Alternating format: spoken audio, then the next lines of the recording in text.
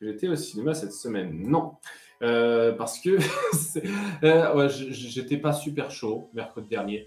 Et puis, je savais qu'il y avait la fête du cinéma qui venait hein, à partir d'aujourd'hui. Et je me suis dit, tiens, je vais profiter de ça pour aller voir la séance pour... merde, c'est quoi déjà le nom du film DreamWorks qui vient de sortir.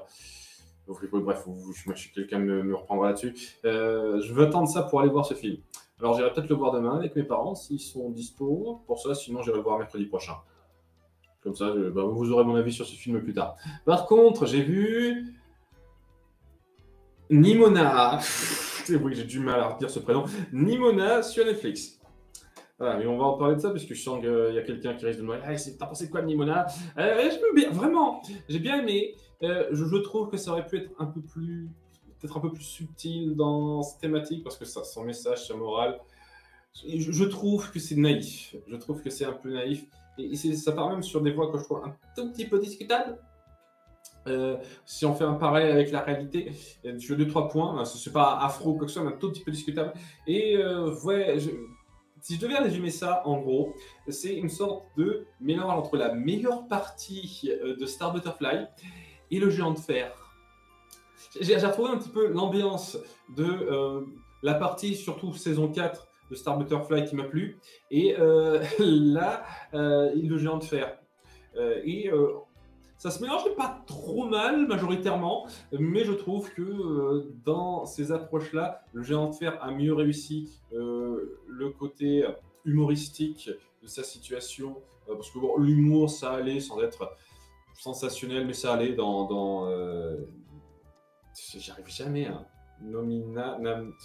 j'arrive jamais, ce nom, j'y arrive pas. Il y a des prénoms comme ça, que dans ce film-là, mais l'émotion surtout, il y a une scène très similaire qui se passe dans les deux films. L'émotion dans la scène du géant de fer était quand même plus impactante. On prenait plus le temps de poser la chose et il y avait quelque chose de beaucoup plus satisfaisant quoi, dans le géant de fer. Mais c'est pas pour dire une seconde que c'était mal fait dans Nimona. C'était vraiment pas mal, mais voilà, c'est juste que quand tu as de l'excellence qui a été fait avant, tu peux pas t'empêcher de faire la comparaison.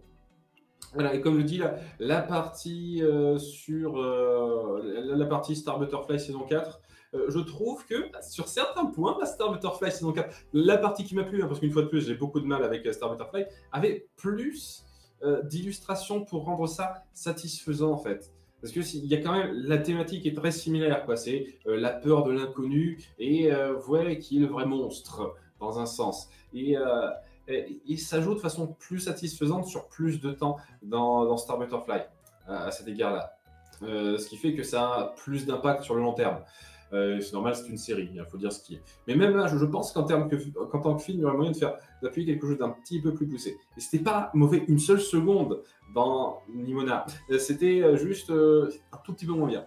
Donc c'est un peu le résumé global que j'aurais à dire de ce film. C'était un bon film, je le recommande, sincèrement, allez le voir hein, sur Netflix, il vaut le coup.